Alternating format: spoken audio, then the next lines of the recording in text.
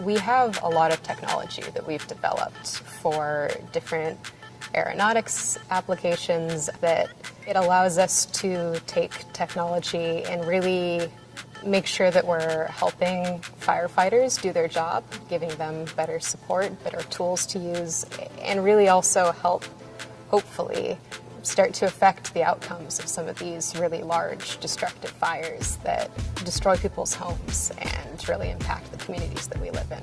Aeronautics is really the piece that can help a lot of those kind of visions of the future come to be reality.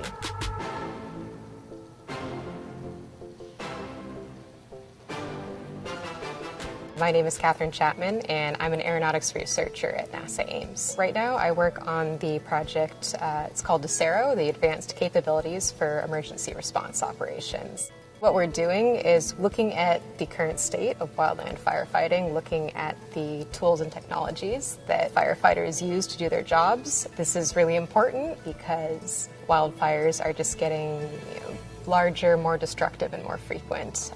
But a lot of the current technology and tools and techniques used to fight wildfire has remained pretty unchanged for the last several decades. Some of the biggest issues in firefighting have to do with degraded visual environments, which is when there's a lot of smoke in the air and you can't see, or at night, and also communication. So degraded visual environments, these are times when planes can't fly. Traditional aircraft with a pilot, it's really unsafe for them to be flying in these conditions because they can't see what's around them that well. If we could start to expand some of those operations into the smoke, into the nighttime with drones, where we're not putting a human operator at risk, that would be huge because it would allow us to double, maybe even triple the amount of resources that are on a fire, and could really allow for some big strides to be made without having to put more people at risk. Another big issue in firefighting is communication. Drones are helping to solve the problem of communications by serving in a couple different ways. They can be used effectively as a cell tower in the sky to bounce signal between different remote areas and allow people to communicate on a fire that wouldn't otherwise be able to do that. They also allow for a lot more complex data than a radio would. Right now, almost all communication that happens on a fire is over radio. But if you begin to have drones, you begin to have this infrastructure, you're really able to share much more information with intent and location and fire behavior, which then allows you to plan a lot better and have a good common operating picture between everyone on the fire.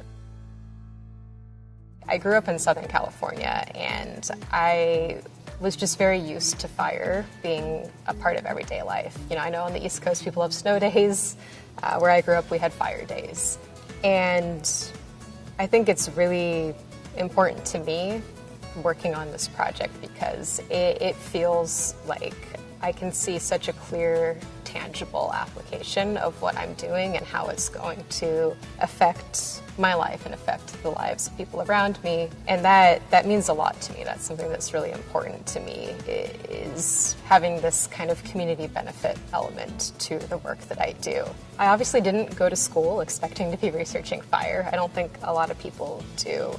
But it's something that when I started to learn more about it, really seemed important to me.